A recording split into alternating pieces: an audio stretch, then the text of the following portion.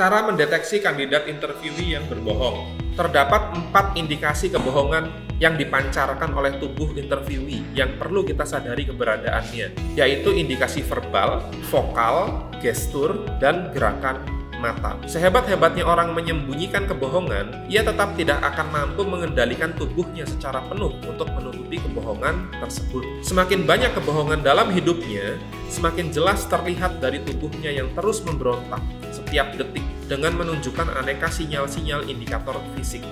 Sebagai interviewer, kita dituntut untuk bisa menyadari keberadaan sinyal-sinyal kebohongan yang terpancar dari tubuh interviewee kita. Sama halnya nyetir mobil, awalnya akan sulit, namun dengan semakin bertambahnya jam terbang dalam menginterview, cepat lambat kita pun akan mampu dengan mudah nyetir mobil, bahkan secara otomatis tanpa perlu mikir lagi. Artinya, kita akan mampu membedakan mana orang jujur dan mana orang bohong dari indikasi-indikasi yang dipancarkannya. Berikut pembahasan indikasinya. 1. Indikasi verbal. Indikasi kebohongan dari kalimat yang disampaikan. 1. Kalimat kurang spesifik atau mengambang, atau multitafsir, atau membingungkan, atau sulit dipahami, atau maknanya berubah-ubah, atau nggak ada kesimpulannya. Contoh, tentunya kami semua berhasil mengerjakan proyek itu dengan sempurna. Penjelasan kata tentunya mengarah pada teoritis atau sesuatu yang ideal. Kami semua mengarah subjek yang tidak jelas. Berarti yang mengerjakan siapa? Tim keseluruhan. Terus apa dong peran Anda? Apa yang Anda kerjakan? Sempurna. Sempurna itu seperti apa? On time, tercapai 100%, dipuji orang, atau apa? Nah, ini indikasi dia berbohong. Ya, pokoknya semua dapat saya bereskan. Penjelasan pokoknya itu terdapat suatu lompatan dalam proses berpikir. Dia nggak mau mikir ribet, dia nggak mau susah-susah menjelaskan secara detail, langsung disimpulkan sendiri, memaksa kita untuk mempercayainya tanpa data yang jelas. Ini indikasi dia berbohong. Tenang saja, tim yang saya pimpin selalu berhasil. Semua beres, saya orangnya jujur dan amanah. Penjelasan, selalu berhasil, semua beres. Apa yang berhasil? Apa yang beres? Saya orangnya jujur dan amanah, tenang aja. Kalau jujur dan amanah, kenapa harus diomongin? Nyuruh saya tenang, emangnya dari tadi saya nggak tenang? Ini indikasi dia berbohong. 2. Konsistensi konten. Jawaban yang dibuat-buat, rekayasa, dan tidak sebenarnya biasanya menimbulkan kebingungan sendiri di dalam otak interviewee. Karena kalimat yang dibuat itu tidak menggambarkan atau memberitakan fakta visual atau auditoris dalam memori otaknya. Kalimat dan rangkaian cerita itu sedang dadakan dibuat, sedang dikarang oleh otak kanannya. Maka akan terlihat saat ngomong dia sedikit kebingungan. Contoh, banyak sekali yang harus saya urusi untuk mensupport operasional perusahaan. Tugas saya ya membuat surat, ngurus administrasi, hal-hal tertulis, dan macam-macam. Penjelasan, banyak sekali, tapi isi kerjaannya sama semua, itu-itu aja. Perlu kita perjelas, banyak sekali itu apa aja. Jangan-jangan tiap hari kerjaannya cuma ngurus administratif doang, tapi seakan-akan dia mampu mengerjakan seluruh job desk dalam perusahaan. Saat kita minta diurai lebih rinci, kalimatnya panjang, bulat, nggak ada intinya, dan sulit disimpulkan. Ini indikasi dia berbohong. Ya, kadang ada juga yang agak terlambat, tapi selalu beres dan memuaskan kok. Penjelasan, selalu beres dan memuaskan, tapi kok ada yang terlambat? Ini secara konten nggak konsisten. Bisa jadi sering terlambat, tapi diralat dadakan oleh otak kreatif bohongnya. Sehingga pada kalimat berikutnya, omongannya itu dipoles agar terkesan baik. Tadinya terlambat negatif, terus dipoles sama otak kanannya, selalu beres dan memuaskan, jadi positif. Yang kedua, indikasi vokal. Indikasi kebohongan dari nada suara. Sejak awal, interview kita harus serius mengenali dan menghafal warna suara, ritme suara, gaya bicara interviewee. Tujuannya, ketika terjadi perubahan vokal, kita bisa peka mengetahuinya. Apabila kita bertanya suatu pertanyaan, tiba-tiba vokalnya berubah, itu berarti mengindikasi adanya sesuatu hal yang mencurigakan. Sesuatu itu apa? Bisa jadi kebohongan, atau luapan emosi masa lalu, atau merasa tidak nyaman dengan pertanyaan itu, dan muncul inkongruensi. Apa itu inkongruensi? Inkongruensi adalah interviewee mengatakan sesuatu yang berbeda dari apa yang ia pikirkan. Syaraf dalam otaknya memutar film A, tapi kata-kata yang diucapkannya memutar film B. Keinginan hatinya menuju ke utara, tapi kalimat yang disampaikannya menuju ke selatan. Suatu hormon negatif akan dihasilkan dalam tubuh dari sikap inkongruensi dan menyebabkan sensasi tidak nyaman dalam diri orang tersebut. Ketidaknyamanan ini muncul secara fisik, bisa kita kenali, seperti tiba-tiba bagian tubuhnya terasa gatal, maka dia garuk-garuk. Tiba-tiba terasa panas di telinga, sehingga ia memegang telinganya. Tiba-tiba jantung deg-degan, sehingga nafasnya agak tersengal atau muncul keringat.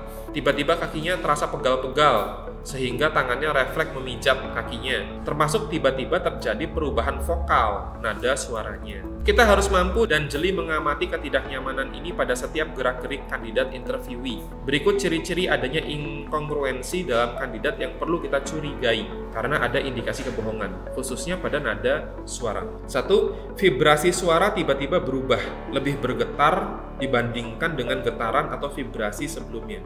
2. Saat mengucapkan kata-kata, ada beberapa kata yang hilang, seolah ditelan atau seperti menelan ludah. Dia berucap, tapi kita sulit mendengarnya, seolah bicara, tapi tidak ingin kita dengar dia ngomong apa. 3. Intonasi, ritme, dan penekanan kata tiba-tiba berubah. Ada penekanan-penekanan yang janggal, nada-nada yang aneh, kosakata yang digunakan kurang pas, dan pengucapannya terasa ganjil di kuping kita. Saat indikasi-indikasi tadi muncul, sebagai interviewer, kita perlu memutar otak kita untuk mengungkap informasi yang sebenarnya dari interviewee. Kita perlu mencatat jawaban dirinya atas pertanyaan kita. Kemudian, jika dirasa ada indikasi kebohongan dari jawaban tersebut, kita coba bertanya hal yang lain. Jika jawaban dari pertanyaan lainnya itu baik-baik saja, kita coba balik lagi ulangin ke pertanyaan yang terindikasi bohong tadi dengan bahasa yang lain. Kalau jawabannya berbeda dari jawaban yang pertama, kita tanya, yang benar yang mana nih? Jawaban pertama atau jawaban kedua? Atau kalau jawaban kedua menurut kita dia menjawabnya lebih lancar, nyaman-nyaman aja jawabnya, berarti jawaban pertama itu salah dan yang kedua ini yang benar. Perlu jam terbang untuk menguasai teknik tanya jawab ini, tapi saya yakin Anda pasti bisa. 3. Indikasi gestur. Indikasi kebohongan dari gerak tubuh. Rasa tidak nyaman akibat berbohong akan termanifestasi dalam gerakan tubuhnya secara tidak sadar. Misalnya, sikap tubuh. Saat proses interviewee akan terlihat kurang tenang, gelisah. Ini menggambarkan ada sensasi yang kurang nyaman dalam tubuhnya akibat dia berbohong. Melakukan gerakan-gerakan kecil yang tidak perlu, seperti menggaruk-garuk, memegang belakang telinga, gejala umumnya terasa panas, menggosok-gosok hidung, kepala bergerak-gerak, gerakan tangan seolah-olah ingin menutup mulut saat dia ngomong agar suaranya tidak terdengar oleh kita, kakinya tiba-tiba digoyang-goyangkan, tangannya mengetuk-ketuk meja, dan gerakan-gerakan remeh lainnya. Selain itu, rasa tidak nyaman akibat seringnya berbohong pun akan termanifestasi dalam kondisi kesehatan tubuhnya, baik jangka pendek, jangka menengah, apalagi jangka panjang. Tubuh manusia dirancang oleh Allah untuk menolak kebohongan, untuk selalu jujur. Saat tubuh ngantuk, ya jujur ngantuk. Saat tubuh lapar, ya jujur lapar. Saat tubuh capek, ya jujur capek. Itulah tubuh, rancangan Allah untuk selalu jujur. Manusia yang mementingkan nafsunya lah yang tidak jujur. Mereka memanipulasi tubuh mereka sendiri untuk nafsu mereka, untuk memoles kebohongan mereka sendiri. Contohnya, mereka yang merokok atau nikotin. Mereka mencari kenikmatan di setiap hisapnya sambil menghindari masalah dan pura-pura tidak peduli terhadap masalahnya. Orang jahat, termasuk para pembohong, mereka tak akan peduli terhadap nasib orang lain, termasuk nasib perusahaan, selama mereka baik-baik saja, selama tujuan mereka sendiri tercapai. Mereka tak akan merasa bersalah atas tindakan jahat mereka. Mereka memiliki kejahatan murni yang akan terus menyakiti orang lain demi pemenuhan nafsunya sendiri. Saat lemah, mereka mengemis-ngemis, mereka memuja-muja. Saat kuat, mereka menginjak-injak, bertindak semena-mena. Lemah ataupun kuat, mereka itu sama, perusak, yang tak seharusnya kita beri belas kasihan sama sekali. Tak boleh kita beri ruang untuknya di perusahaan kita tercinta. Bagaimana jika kita kecolongan merekrut pembohong akibat kecerobohan atau kurang ilmu dan kurang pengalaman kita sendiri? Karyawan baru itu pastinya tidak akan perform walaupun ucapan dan analisisnya memukau setinggi langit. Segala sesuatu yang dimulai dari kebohongan, dari ketidakjujuran, tidak akan pernah berkah hingga kebohongan itu ia akui, ia taubati, ia minta maaf, atau hubungan itu kita putus total, termasuk hubungan kerja. Bagaimanapun, orang yang berbohong tidak akan bisa menghilangkan inkongruensi dalam tubuhnya. Tubuhnya pasti berontak. Bisa jadi selama dia bekerja di kantor, dia sering terkena diare, dia sering terkena mah, dadanya sering berdebar-debar, dan terkadang terasa sesak. Setiap hari sulit tidur sore, selalu tidur larut. Tragedi ini bisa terjadi karena kebohongan-kebohongan yang rutin dia lakukan di kantor, dan mungkin di rumah. Hormon negatif merajalela dalam tubuhnya. Hati nuraninya tercabik-cabik dan tubuhnya memberontak terhadap tumpukan perilaku bohongnya itu sendiri. Jika tidak melakukan pengakuan dosa, tidak bertaubat, cepat lambat tubuhnya, dirinya, dan orang-orang di sekitarnya akan hancur. Agar selamat dan sukses, Anda, kita, dan perusahaan ini dilarang keras mempekerjakan seorang pembohong. Jika sudah terlanjur di dalam, keluarkan mereka sesegera mungkin tanpa belas kasih, tanpa ampunan kesempatan kedua sama sekali. 4. Indikasi kebohongan dari gerakan mata. Orang yang bohong terlihat juga dari gerakan matanya, seperti tiba-tiba ia menghindari kontak mata saat sedang berbicara atau menjawab pertanyaan kita. Ia bisa menghindar dengan cara memejamkan matanya jelalatan melihat ke sana kemari, matanya melihat ke bawah, nunduk, mengalihkan pandangan, memalingkan muka. Intinya tidak mau bertatapan dengan kita saat dia sedang mengatakan kebohongan. Sebaliknya, orang yang jujur justru ingin terjadi kontak mata dengan kita saat ia menyampaikan informasi penting. Ia ingin meyakinkan kita dengan menunjukkan semangatnya, menunjukkan keseriusannya, menunjukkan kesungguhannya menjawab melalui tatapan mata yang tajam. Bagaimana arah tatapan mata seseorang saat sedang berpikir? Saat sedang berpikir, tatapan mata orang visual biasanya melirik ke atas. Orang auditori biasanya melirik ke samping, sedangkan orang kinestetik biasanya melirik ke bawah. Bagaimana jika meliriknya ke atas kanan, samping kanan, atau bawah kanan? Artinya orang itu sedang berpikir kreatif, merencanakan masa depan, atau membangun imajinasi. Ia sedang menggunakan otak kanannya, otak kreatifnya. Kemudian bagaimana jika ia melirik ke atas kiri, samping kiri, atau bawah kiri? Artinya orang itu sedang mengingat-ingat sesuatu, recall, memori, atau pengalaman masa lalunya. Ia sedang menggunakan otak kiri, otak ingatan logisnya. Pelajaran penting yang bisa kita ambil dari ilmu pengetahuan ini adalah jika Anda bertanya tentang hasil kinerja atau pengalaman kerja interviewee di masa lalunya, kemudian saat berpikir dan menjawab ia melirik ke kanan, baik kanan atas, samping, atau bawah. Artinya ia sedang mengarang kebohongan karena ia sedang berimajinasi. Ia sedang menggunakan otak kreatifnya untuk membuat suatu cerita imajiner yang sebenarnya tidak pernah terjadi di masa lalunya. Jadi apabila kita memberi pertanyaan memori masa lalu, tapi gerakan matanya terus-menerus atau lebih sering ke arah kanan, artinya jawaban-jawaban itu lebih banyak khayalan, bukan kejadian yang sesungguhnya yang pernah ia alami sendiri. Apapun kalimat yang ia ucapkan, besar kemungkinan ia sedang berbohong. Selanjutnya, jika Anda bertanya tentang pendapatnya akan kemungkinan masa depannya di posisi yang ia lamar di sini, atau rencana dan pendapat pribadinya akan suatu hal, kemudian pas jawab itu ia lebih sering atau terus-terusan melirik ke kiri, artinya jawaban itu bukan berasal atau original hasil pikiran kreatif dirinya sendiri. Bisa jadi jawaban itu akibat ia mengingat-ingat ucapan temannya, mengingat-ingat solusi atau kata-kata mutiara dari buku yang pernah dia baca, mengingat-ingat hasil pekerjaan orang lain yang memuaskan dan diaku-aku itu pekerjaannya. Intinya bukan jawaban orisinil dari kreativitas otak kanannya. Padahal di sini kita bertanya tentang masa depan, bukan masa lalu.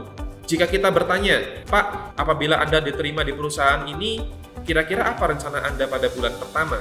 Anda akan melakukan dan mentargetkan apa?" Jawaban apapun yang terucap, kita anggap benar bila bola matanya melihat ke kanan, lebih sering melihat ke kanan. Jawaban dari melihat ke kanan itu berarti dia sedang merencanakan sesuatu, mengkreasi sesuatu, membayangkan sesuatu. Tapi kalau bola matanya terus-menerus bergerak ke kiri, berarti dia sedang berusaha menceritakan sesuatu yang sudah dia ketahui sebelumnya. Bisa dari menciplak pengalaman orang lain yang sebenarnya dia sendiri nggak bisa melakukannya, bisa dari pengalaman yang dulu pernah dia lakukan dan itu biasa-biasa aja, nggak ada nilai plus. Artinya ia tidak benar-benar sungguh-sungguh dan serius merencanakan hal penting untuk masa depannya di perusahaan kita apabila ia diterima kerja. Dalam kondisi seperti ini, kita perlu mengulangi lagi pertanyaan kita sampai jawabannya itu menggunakan otak kanannya. Dominan dia melihat ke kanan, bukan otak kirinya. Dominan melihat ke kiri. Ilmu ini bisa kita terapkan juga dalam menginterogasi orang tentang suatu kejadian. Misal, kemarin ada kesalahan kerja, kemudian karyawan tersangka yang melakukan kesalahan kita tanya, apa kemarin kamu yang teledor dan melakukan kesalahan itu? Jika karyawan menjawab sambil matanya melirik ke kanan, berarti ada indikasi dia berbohong. Kita tahu kalau itu bukan jawaban yang sebenarnya. Maka kita bisa menginvestigasi lebih lanjut dengan pertanyaan-pertanyaan menjurus berikutnya untuk menguak kebenaran sesungguhnya seperti apa dari kejadian itu. Kembali lagi berbicara tentang proses interview. Dalam proses interview, kita akan lebih banyak menggali masa lalu interviewee. Maka, posisi duduk kita sebagai interviewer sebaiknya ada di sebelah kiri interviewee, agar kandidat tersebut dapat lebih sering melirik ke kiri. Ini akan membantunya mempermudah mengingat masa lalunya. Di saat yang sama, kita juga membantu menghalanginya untuk tidak sering-sering melirik kanan, menggunakan otak kanan untuk mengarang kebohongan. Karena kita paksa matanya lebih dominan melirik ke kiri, toh kita kan ada di sebelah kirinya. Tugas profesi saat melakukan proses interview kerja, pastikan posisi duduk Anda berada di sebelah kiri interviewee. Perhatikan seluruh gerak-geriknya. Berusahalah untuk tidak baper positif maupun baper negatif terhadapnya. Tingkatkan kepekaan Anda dalam mengidentifikasi kebohongan verbal, kebohongan vokal, kebohongan gestur, dan kebohongan gerak matanya. Jika terindikasi adanya kebohongan, tulislah indikasi itu secara detail agar Anda tidak lupa. Gali sedalam-dalamnya untuk lebih memperjelas pemahaman Anda bahwa interviewee itu memang pembohong atau hanya gugup saja. Jangan lupa, dalam interview ini Anda harus banyak mengajukan pertanyaan-pertanyaan yang menggali masa lalunya, menilai perilakunya selama ini, dan menguji kesungguhan berpikir dengan kreativitas otak kanannya dalam merancang masa depannya di perusahaan kita.